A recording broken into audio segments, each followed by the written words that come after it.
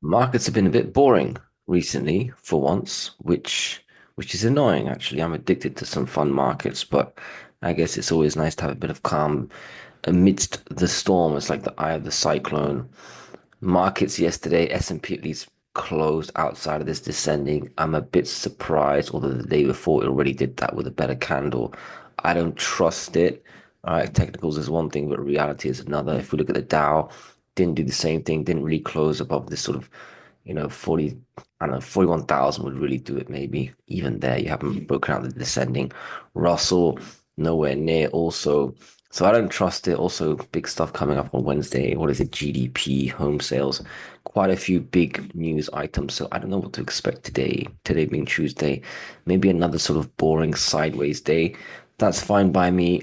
I don't trust this market top DXY weak. Remember, when the DXY goes down, typically the market's going down too. I mean, they're not supposed to be correlated, but they have been kind of recently. Here we can see yesterday, Monday, we closed at the low of day. Worst close since the lows below 98. What the hell's that about? So DXY is still not strong.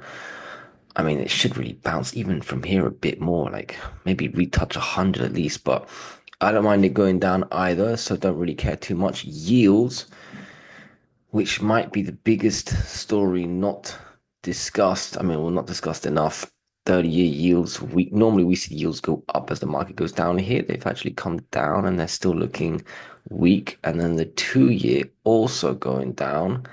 That coincides with the DXY and could, I mean, as that goes down, the markets go down typically. So that going down indicates like the DXY that maybe the markets have room to the downside, but the markets have closed quite nice. So I don't know. The correlation's not there, but it's weak. And when you have, I don't know, I don't want to say there's weak volume, but yeah, a bit of weakness in the market. I mean, when the market is just not really volatile, I don't really trust the direction enough. And I bet you if you look at the volume, it's been less than the last couple of days.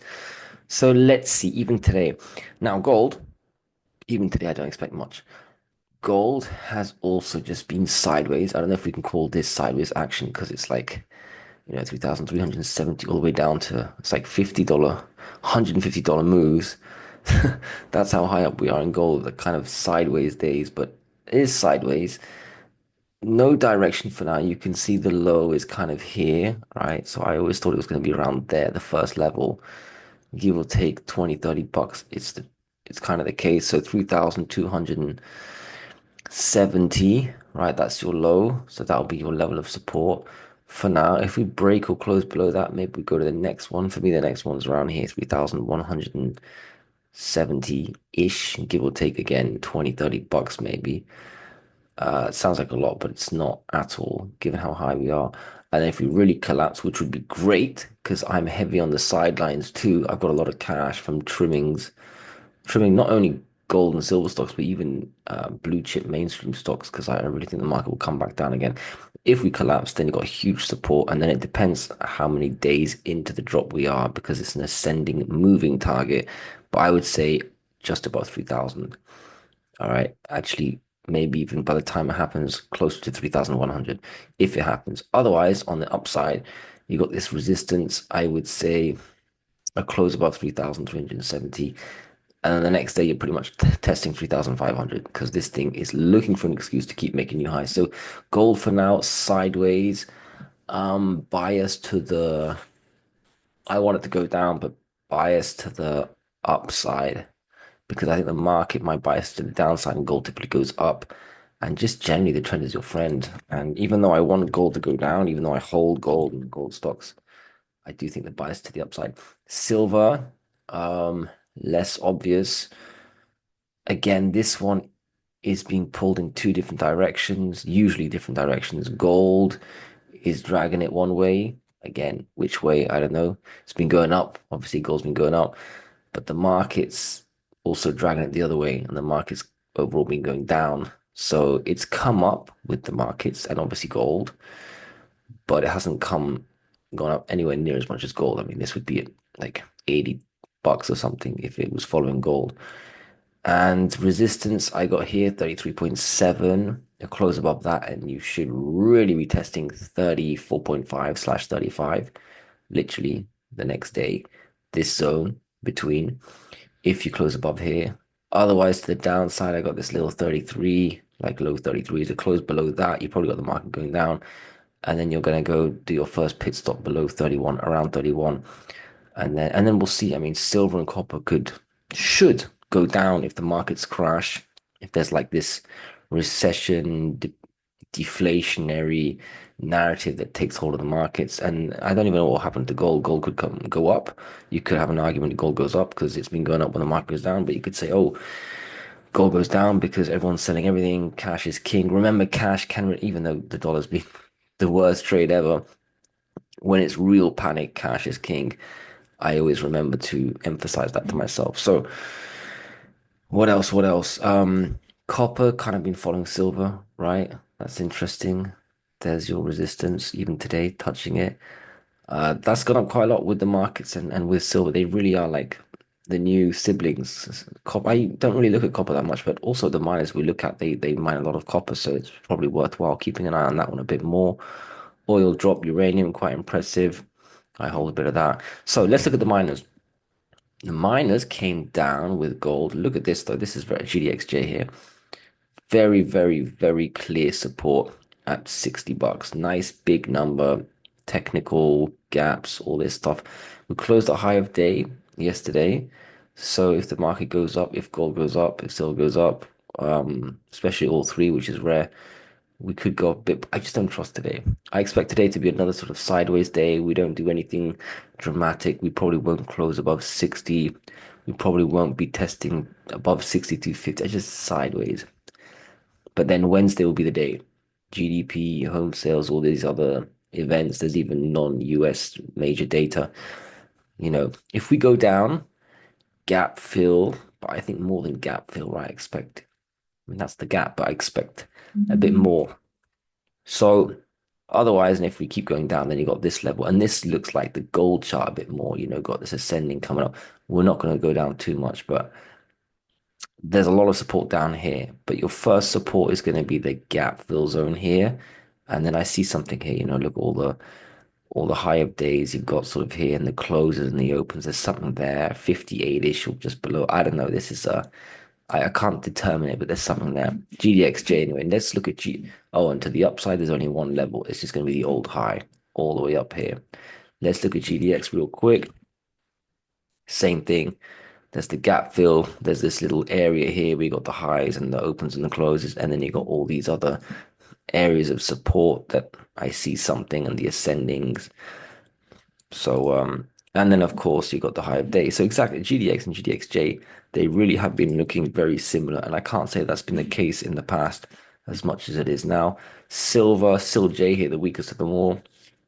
It's very weak. I mean, it's been weak for months. I want to say years. Yeah, I'll say years, but definitely months. Here you can see it's found its support. It went all the way down to almost gap fill, but still there's a bit of a gap there. So again, you got the high. If we do a pump, we did close quite nicely. I don't see anything happening today, but tomorrow, so in two candles, 1, 2, you could get all the way back up there. Might as well move it up. It's got so much upside. Otherwise, gap fill on the way down, and there's not as much support here compared to the GDX. So you could actually come down in 1 or 2 dramatic days all the way back down to the lows, which would be ridiculous, demoralizing for silver holders. I would love it because it's just a chance to buy silver stocks, which is probably the best buy you can get in the metals complex at the moment. Even though it's demoralizing and you probably think there's no hope, I would buy it. I mean, I'm very light on the silver miners, pretty heavy on the gold miners. And I think that trend's been good and I think it will continue. SIL, that's more of a GDX. So that's your senior gold. You can see holding support just like GDX, just like GDXJ, even more like GDX than GDXJ. There's your resistance. You're there in 2 good days, maybe even one.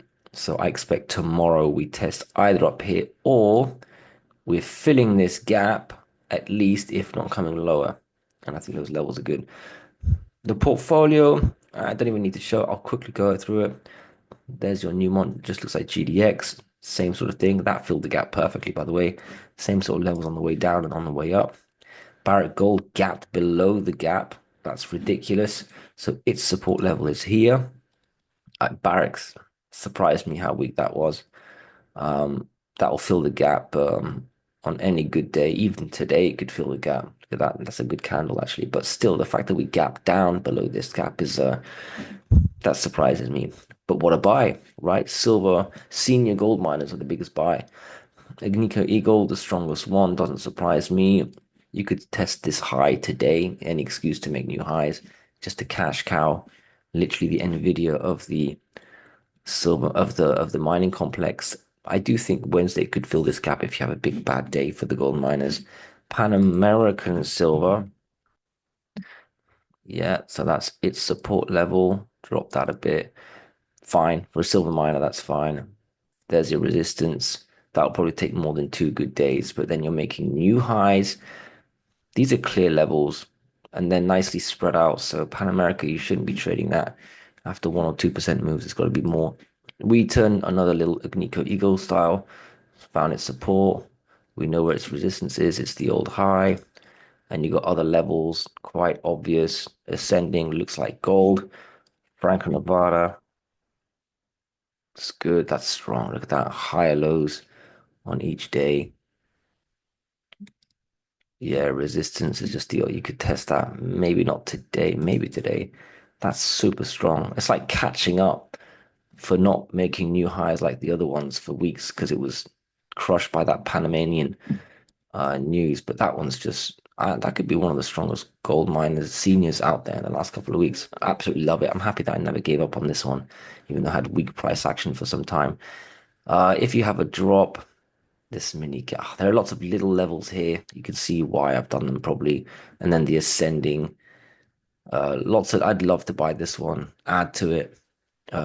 Strong, not chasing, not selling, just holding for now. But Metalla, not that weak given Metalla's pass. Holding here, just above three. A close below three, and you're probably straight back down below in the 290s or lower. This one, not in a hurry to buy back. Not in a hurry to sell because it's hardly moved up. Perspective. Unlike all the other miners that I've been looking at so far. So, but still, 330 is a level. I didn't sell that, even though I should have maybe, and I typically would have. But I'm just gonna hold this. I think it could actually move back up to high threes. I really do. Gold price needs to go up for that, but I'm not as scared of this one.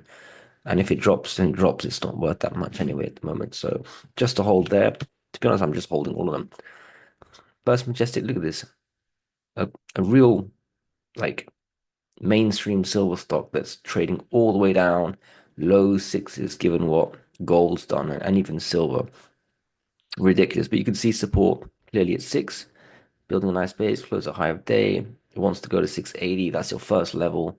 Don't think we'll get there today, maybe tomorrow. After that, the old sort of 750 level, which by the way will start to coincide with a descending, right? You're going to start testing this area. So it's probably worth, because I mean, look, it'll take imagine it's just up non-stop from here, which is not going to happen. Today, tomorrow, another day, you're going to start testing like coinciding area where there's two levels. You break out of that, you're straight to the highest levels, 840. So you start taking out 760 kind of, you're going to be at 840 like 1 or 2 days later. So that's looking like if silver um assists, then go have a nice breakout, and that could happen to several. So that looks good. Otherwise, the low is down back there, 520. I don't mind if we go down to 520. First Majestic's not worth that much. Across the board, they're actually worth half or two-thirds of what they used to be worth. So I want to go back to 100%. This one, same thing. They've all got the same sort of, stabilizing last 2, 3 days, close at higher day today. That one, 680 is your next level. If we start to take out 680, then I've got I've got 720. Yeah, that's a definite level. And then $8. Completely correct. For me, the levels I've had have been correct for some time. It's just a matter of being patient and just not rushing in randomly. So Fortuna looks good. It's been very strong compared to, it's probably been the strongest silver miner, I think. So very good. Be patient there. CDE actually went to a new low, but the close was good. So I'll just leave that around five. It's probably 550, isn't it? Yeah, 550. That's your low. Lower lows, nothing too dramatic, but still noticeable stuff. There, your resistance actually is going to be around 640 on the way up. On the way down, you got 5, and then you got 460. So just be patient. That one you probably have some technical, some resistance at 6, and then 640. A bit more resistance than your average silver stock, although this is still my favorite silver stock. But yeah, I can feel the weakness compared to others. So let's see what happens there. Heckler, pretty good. Stabilized at 540. You can see these candles look good. One move, you're at 620.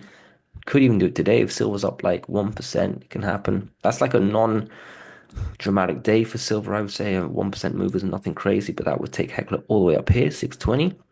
Next thing you know, if you've got any follow through, you're at 640 and starting to look like you're going to hit high sevens.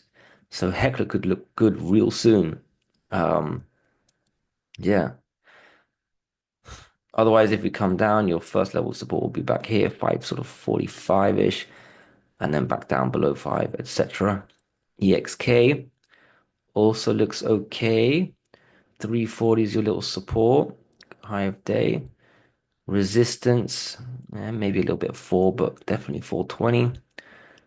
And then it's less obvious here, but I've got 460, and then why not all the way up here? You probably got silver breaking out, going towards $35. So there you can start giving yourself some space. On the way down, yeah, okay, 345, and then all the way back down 3.